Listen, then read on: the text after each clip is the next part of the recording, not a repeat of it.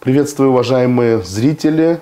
Я журналист Семитай Аманбеков и всех рад видеть на канале Центра политико-правовых исследований на очередном интервью. Как известно, Конституция страны – это основной закон, который обеспечивает в государстве верховенство права, который является главным законом, который обеспечивает и гарантирует права и свободы граждан. А Конституционный суд – это орган, который обеспечивает деятельность и реализацию этой Конституции.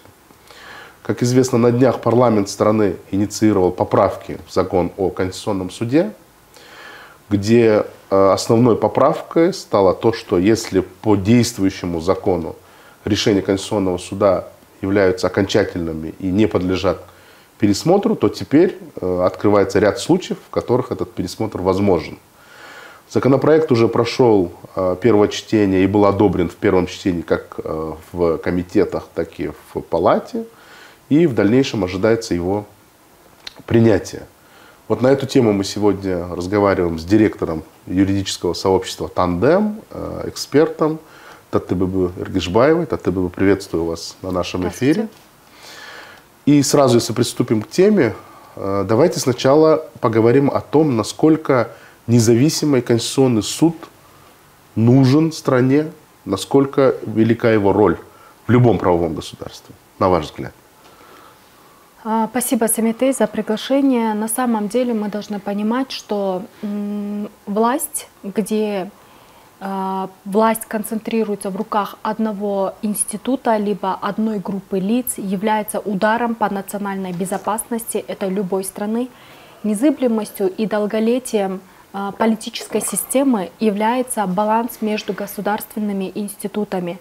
Когда любая попытка принизить самостоятельность, суверенность принятия решений именно Института Конституционного суда является подрывом безопасности конституционного строя и национальной безопасности Кыргызской Республики. Последняя инициатива администрации президента и его быстрое прохождение, как только началась, первая неделя деятельности депутатов третьей сессии, депутатов 7-го созыва Жогорку Кенеша, так сразу в комитете и в палате прошли они в первом чтении. То есть это очень для меня показательно, что все инициативы, которые касаются желания администрации президента, они проходят очень быстро и незамедлительно и имеют быстрый эффект принятия решений. Причем большинство депутатов поддерживает эту инициативу. Хотя в самый первый день вывешивания, это было в конце июля, данной законодательной инициативы, я в тот же день выступила и сообщила о том, что это подрывает незыблемость конституционного строя. В практике только возможно в 4-5 странах, это Белоруссия, Азербайджан, ряд таких стран, которых они приводят как пример, что есть элементы пересмотра судебных решений. Но важно отметить, что по своей природе эти страны обладают другой политической системой, не схожей с нами. Сегодня мы и так живем в стране, где страна обладает моделью суперпрезидентского государства. Ну что такое суперпрезидентское? Само по себе сильное государство – это неплохо. Обычно приводят США, но в той же США есть сильная система сдержек и противовесов. Работает незыблемо институт президента. К нему параллельно работает институт судей, прокуратура и система юстиции работает достаточно суверенно от позиции администрации президента. Мы видели, что даже в отношении экс-президента Дональда Трампа, и что парламент США, что, получается, прокуратура, юстиция и суды показали свою суверенность и поставили на место даже самого экс-президента, который обладает действующим президентом. Даже в тот период они были готовы объявить импичмент. То есть это говорит о том, что недавние действия во время действующего президента, то есть система сильной президентской страны, это одним из показателей является политическая система США, их конституционный строй. Но суперпрезидентская модель – это модель, когда вся власть, это что за власть? Власть над исполнительной, власть именно над исполнительной властью, системой, то есть власть над военно-оборонительной базой, то есть силовым блоком, власть над распоряжением государственного бюджета, власть над международным представительством и, наконец, над влиянием правоохранительные органы и судебную систему. Вмешательство имеет один институт в лице администрации президента. И эта власть называется суперпрезидентской. Он шаг за шагом может привести страну к авторитаризму. Это очень опасный сигнал, потому что при наступлении авторитаризма мы видели, что многие страны именно Восточной Азии, Ирак, Иран, да, они шли именно по данному сценарию. Афганистан. В Афганистане система нарушилась из-за двух положений. Первое, они практически ликвидировали местную власть, вообще местной выборной системы не было, все отчитывались центру. И второе, просто вместо парламента принимал решение генерал. И после как раз таки вот 80-х годов в Афганистане, когда генерал вместо парламента стал принимать решения, Афганистан имел вот такой подрыв. Конечно, там был геополитический аспект, там был аспект, что Афганистан обладал большими ресурсами, но именно с позиции конституционализма Афганистан имел эти погрешности. И из-за того, что не было участия народов, участия определенных экспертов в процессе принятия решения, а единолично принимали решение 2-3 человека, то страна обрел характер авторитаризма, а после он превратился в ахлократию. То есть в стране уже начали править те, у кого есть оружие и сила. И сегодня мы наблюдаем тенденцию в Восточной Азии. А это недалекий район. Все почему-то обходят этот район, и кажется, что мы живем в совсем другой реальности, да? Но на самом деле только страны Центральной Азии обладают более-менее стабильностью. Да? Но если посмотреть страны Восточной Азии и посмотреть, как на сегодня живет именно тот же Туркменистан уже к этому причалу, да, часто оповещают о стычках, например, военных стычках на границе с Таджикистаном, Афганистаном, с Пакистаном, Афганистаном. Это же явный показатель, что мы живем в опасной зоне. Территориальная локация нашего региона, она сложная. И поэтому, конечно, мы не должны повторять судьбу наших соседей. Это очень недалекий путь.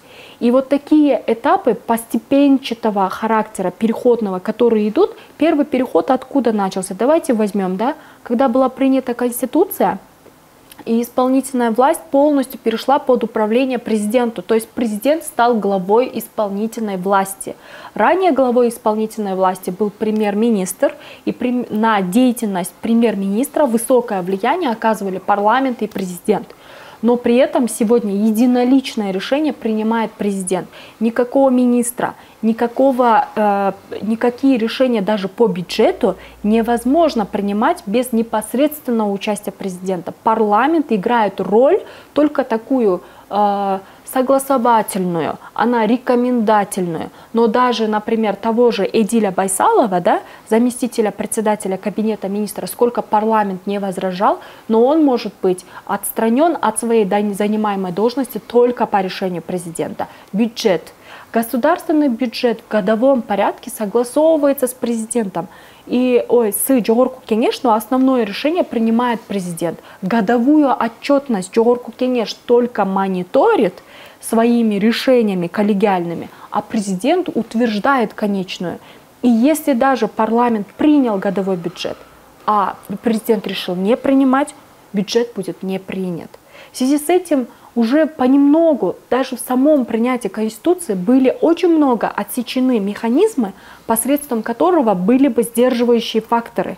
Я дополнительно еще чуть попозже расскажу о самой системе Верховного суда, как она работает, но если у вас есть вопрос, чтобы я дополнила. А вот насколько Конституционный суд был сдерживающим фактором, на ваш взгляд?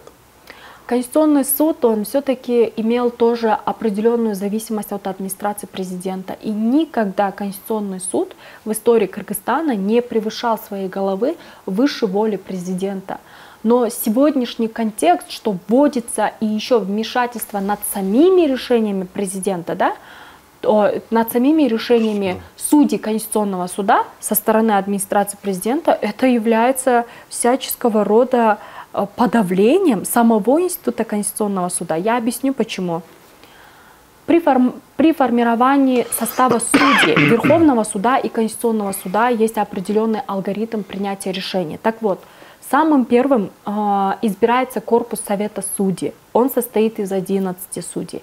И его, получается, 50% квоты представляет президент. Соответственно, уже понятно, что представители президента на 50% в составе сидят в Совете судей.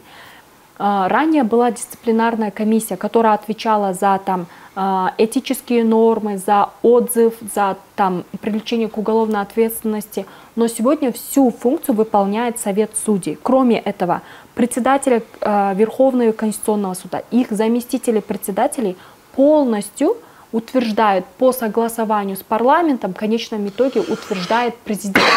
Президент имеет право даже представить кандидатуру. То есть это такое, да? Это понятно, что напрямую даже назначение местных судей, а их свыше 400 местных судей по стране, большое вмешательство имеет именно президент. Президент вмешивается в решение Совета судей вплоть до того, что он определяет, да?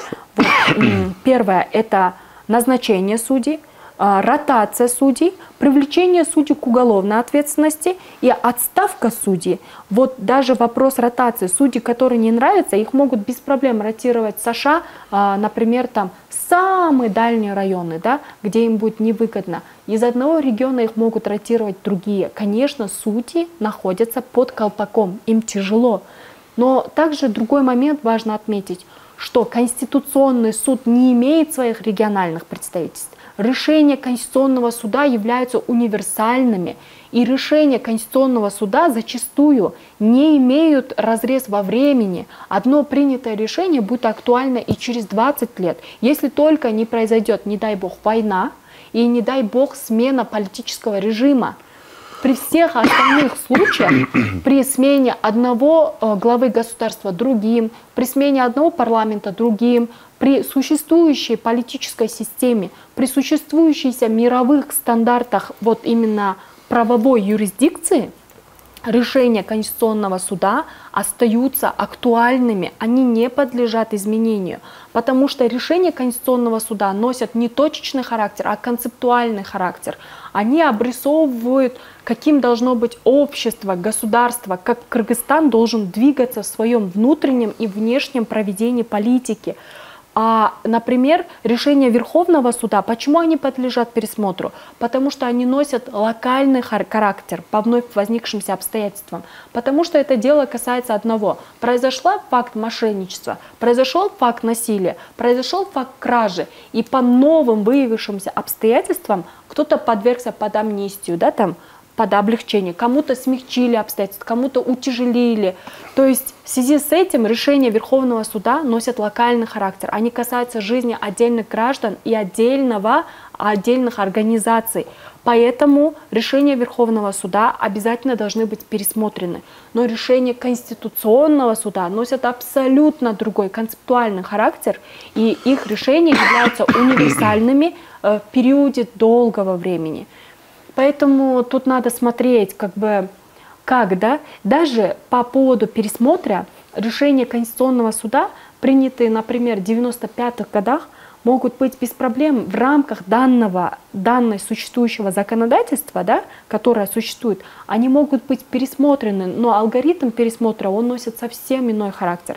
Они могут просто своим новым решением улучшать меры, которые были упомянуты решением 95-го года. Но не ухудшать. Но не ухудшать и не отменять. И таким образом Конституционный суд – это орган, который принимает концептуальные решения по поводу самого Конституционного суда, по поводу системы сдержек и противовесов между государственными институтами, по поводу вообще функционирования общественных отношений. Но вот... А вы ознакомились с аргументацией администрации президента, почему они считают, что пересмотр решения Конституционного суда необходим? Да, я хочу зачитать 3 вопроса, которые они озвучивают. Изменилась норма Конституции, на основании которой было принято решение. Второе. Открылись новые существенные для предмета обращения обстоятельства, неизвестные Конституционному суду момент вынесения решения. Решение противоречит моральным и нравственным ценностям, общественному сознанию народа Кыргызстана. Вот интересный третий пункт. Вообще в законодательстве есть такое понятие, как моральные и нравственные ценности кыргызского народа? Вот. Что это такое? По каким нормам его оцениваете? Это очень сложный вопрос. Это трагичный вопрос. Потому что сейчас в Кыргызстане очень сильно идет пропаганда по поводу того, что есть сообщество ЛГБТ и что это очень сильно вредит моральным нравственным нормам, что пропаганда и что это может ударить в целом по здоровью нации. Да? Также недавно было принято Конституционным судом решение о матчестве. Я хочу отметить, что это было абсолютно безболезненное решение Конституционного суда. Просто, во-первых, и сами заявители, во-вторых, и религиозная часть сообщества, и властные структуры очень сильно взбудоражили данное решение, и это решение преподнесли не в том свете. В связи с этим я хочу сказать, что сегодня это именно определенная правовая грамотность, определенная этика в освещении в медиа имеет очень большие турбулентности у нас в государстве. Это очень-очень плохой путь. И я объясню почему.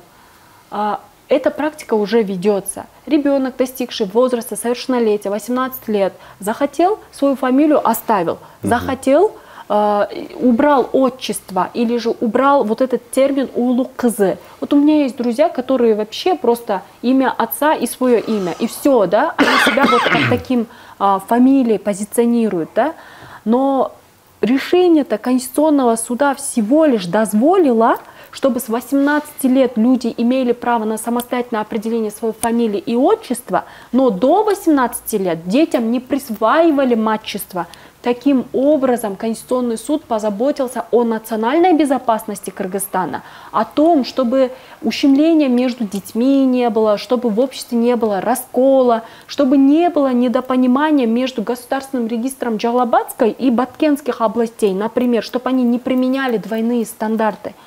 Но на этот счет просто вышел глава ДУМК, именно религиозного сообщества, и стал проповедовать абсолютно другие вещи. Боже мой, я хочу этого человека спросить, да? Ты вообще читал закон? Ты вообще читал это решение Конституционного суда? То есть это была огромная ошибка с его стороны и огромный непрофессионализм. Это первое. Второе, хочется отметить, что юристы администрации президента не поработали должным образом и не передали главам государства. Но элементарно это не было передано Садыру Джапарову и Камчибеку Ташиеву как двое лиц, которые принимают огромные решения у нас в государстве. Поэтому, конечно, они подвязались под нравственные нормы. Да? И хочется отметить, что даже сами средства массовой информации стали передавать его в такой достаточно опрометчивой форме. Да? И это все вылилось в то, что сегодня из-за одного решения о матчестве, которое было абсолютно правильным с позиции национальной безопасности Кыргызстана, но неправильно донесено определенными лидерами мнений в обществе, сегодня институт Конституционного суда несет за собой еще большие потери. Глава парламента, это господин Шакиев, потребовал того, чтобы судьи Конституционного суда вообще, чтобы их сняли с должности и заново выбрали. Такого в истории не было. Такого в истории не было, чтобы парламент покушался или требовал именно покушался на незыблемость независимого института в роли Конституционного суда. Из-за одного решения он требовал, сам того не изучив. Это же законодательный орган, глава парламента. Он не имеет права, не изучив документы, требовать популистичные заявления. С его стороны его заявление ему дает очень много политических рейтингов, но он подрывает безопасность и самого парламента, потому что законотворческий орган должен основываться на фактах, а не на каких-то убеждениях. В связи с этим вообще хочу отметить, что эта сама по себе мораль и нравственность кыргызского общества имеет очень расширенный характер. Его какой государственный чиновник или какой религиозный деятель захочет обосновать, он может по-своему интерпретировать. Основополагающими принципами демократического правового государства должны служить законы и национальные программы. Но национальные программы, они носят концептуальный характер, а право носит незыблемый характер. Поэтому в конечном итоге решения должны приниматься на основе законов. Вот касательно матчества, очень правильно сказали, да, к сожалению, из-за не безграмотности, а вот из-за нежелания довести или, возможно, нежелания участвовать в этом юристов администрации президента, за счет того, что религиозные деятели, там уже из-за того, что они просто не почитали закон, создается угроза не только деятельности там, парламента, который будет дискредитирован, но и вообще, наверное, всей правовой системе государства. Как вы считаете? Потому что все-таки Конституционный суд – это один из таких основополагающих, фундаментальных судов, которые имеют значение к правосудию. И вот сейчас оно такой обструкции и со стороны администрации президента, и со стороны парламента подвергается. И вы очень точно отметили, что все это делается на волне популизма и хайпа. Ну вот мы все время говорим, что популизм, хайп, набирание вот этих легковесных политических очков очень легко, да, когда можно, там, пользуясь тем, что СМИ неправильно интерпретировали, что, к сожалению, пресс-служба там, или кто, я не знаю, Конституционного суда не донесла до основной аудитории, можно легкие очки зарабатывать. Вопрос в следующем. Вот мы говорим, что это все вредно, но, к сожалению, волна все усиливается. Да? Депутаты у нас, не оставляя свое блогерство, могут заходить к министрам и устраивать там скандалы, и в итоге там министра снимают. Да? Депутаты могут требовать отставки судей, хотя это совершенно разные ветви власти. И вот на ваш взгляд, в конечном итоге, какой будет вред от вот этого хайпа и популизма для страны? Я хочу отметить, Семетей, вот очень такую тяжелую часть этой повестки. Популизм – это показатель безграмотности, в первую очередь, общего населения. Да? Что сегодня население у нас, конечно, уровень бедности усиливается в стране. Только по последним данным 32% составляет именно крайняя бедность, когда на душу одного человека в месяц не выпадает сумма свыше 3000 сом. 3000 сом, то есть это очень малая доля. По-моему, из стран СНГ самая низкая, да? Да, и еще хочется отметить, что уровень в целом бедности такой, он составляет именно 60%, потому что уровень крайней бедности есть 30%, то уровень в целом бедности 60%. Это большой показатель того, что люди просто заняты своей жизнью и выживанием, и людям нету дела до политических процессов, им тяжело. И до правовых процессов. Да, и до правовых тем более, потому что люди выживают. На это есть объективное объяснение, да? Второе, получается, есть внешний фактор, что в нашем регионе очень сложная ситуация, а именно военная эскалация в Украине. Военная эскалация в Украине носит за собой очень большие последствия для нашего региона и для интереса стран геополитического значения. Да? Поэтому, учитывая этот контекст, конечно, сегодня в Кыргызстане за последние 2-3 года власть занималась обороной, и лицом именно обороны служит Камчыбек Ташиев, который является вице-председателем именно Кабинета министров. Конечно, они в своей речи упоминают о том, что от 3 миллиардов они повысили оборону, именно усиление в обороне до 90 миллиардов сомов. Это хороший показатель, да, то, что у нас оборона увеличивается. Но при этом, посмотрите, социальный блок у нас остается нетронутым. Элементарно то, что 1 200 000 книжек не хватает. И таких проблем много-много-много, да. То есть этим я что хочу сказать, что сегодня в целом политический, социальный климат, он сложный. И в этом контексте, конечно, нельзя играть на популизме, когда народ занят выживанием, а геополитический контекст сложный, то нельзя ради временных 5-6 лет жизни в политике, во власти, покушаться на незыблемость конституционного строя и покушаться на национальную безопасность. То есть, что это за принцип?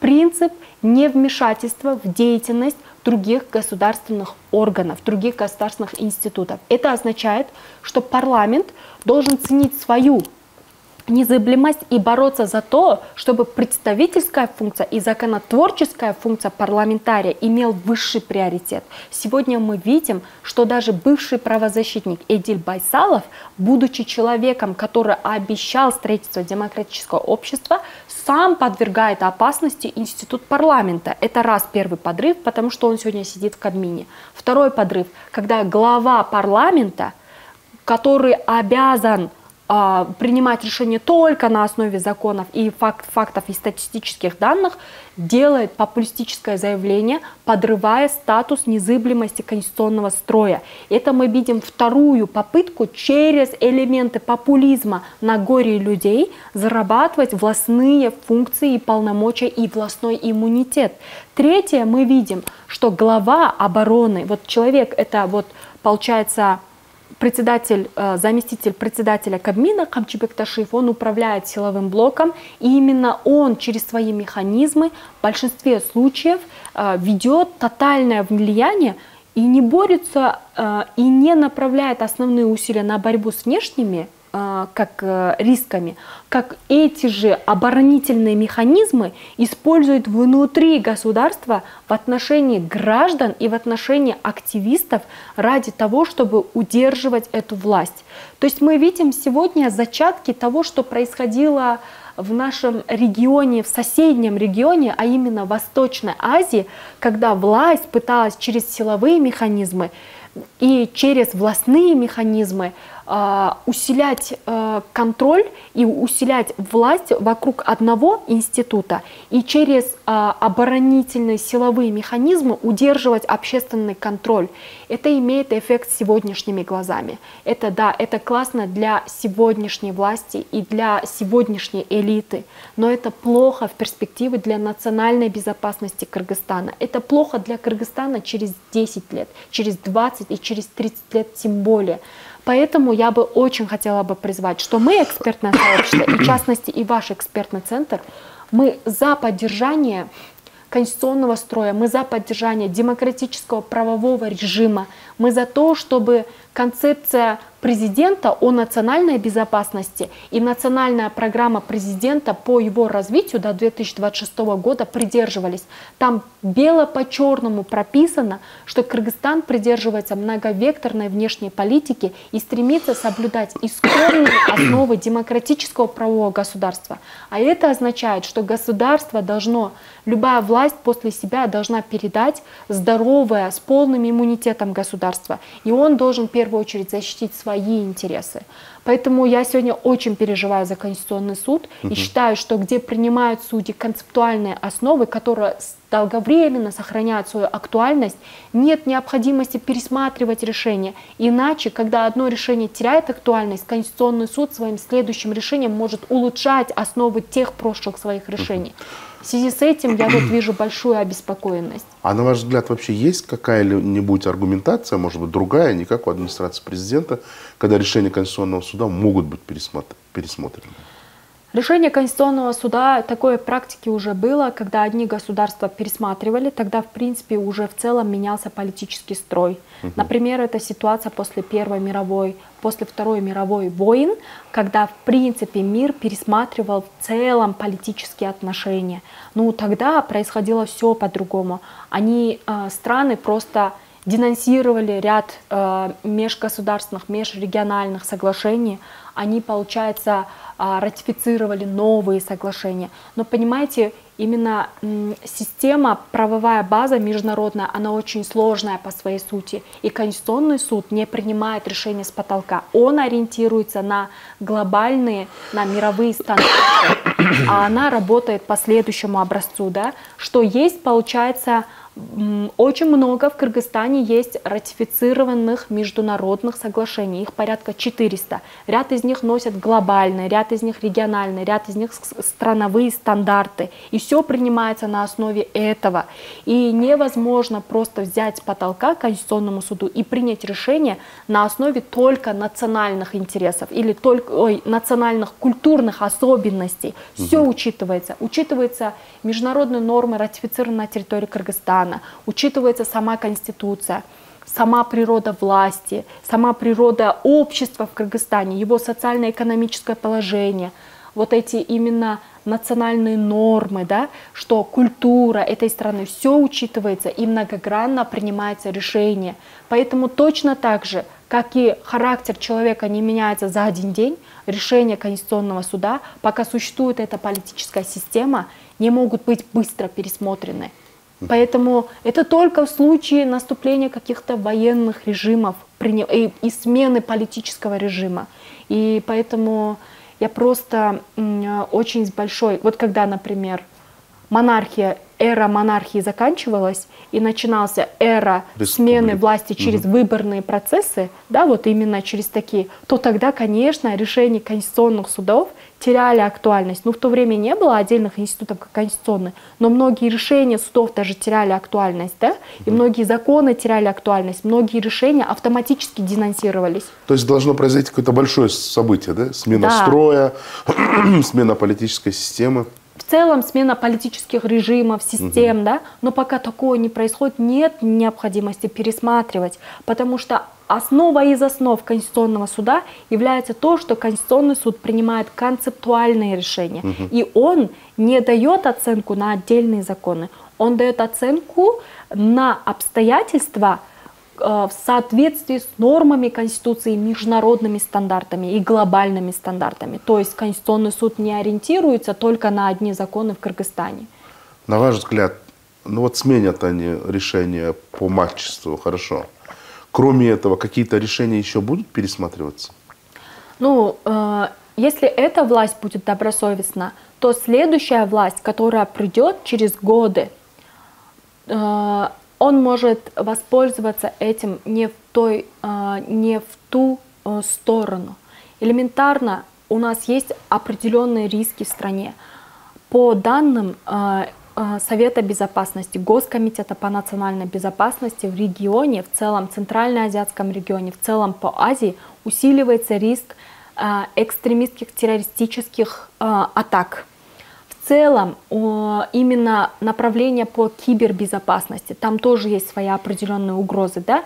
То есть угрозы есть многогранные. Вот, например, продовольственная безопасность, части этого. И завтра Конституционный суд может власть обращаться, не эта власть, так другая, которая эти изменения могут использовать в сторону изменения и подмены понятий самого основополагающих принципов конституционного строя, а включая статью 1, где Кыргызская республика является независимым, унитарным, демократическим, светским, правовым и демократическим, я один пункт не назвала, да, то есть социальным, то есть 6 пунктов есть государством, могут быть подорваны и подменены понятия, основополагающие вот эти.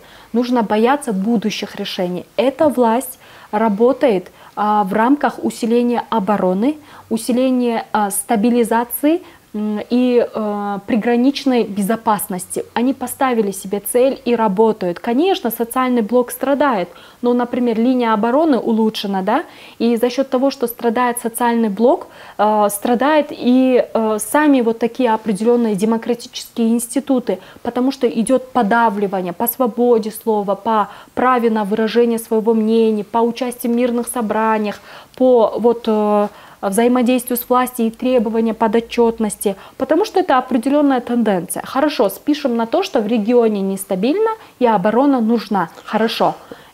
Но вот этот вопрос именно подрыва баланса между государственными системами, вмешательства как на законодательном уровне, так и на уровне популизма и дискредитация одних институтов над другими, это подрывает конституционный строй в основополагающей мере.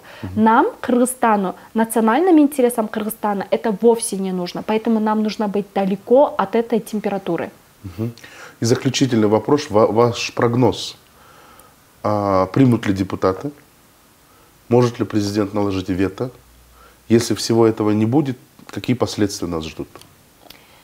Я бы очень призвала бы, да, вот нескольких лиц, которые действительно принимают решения у нас в стране.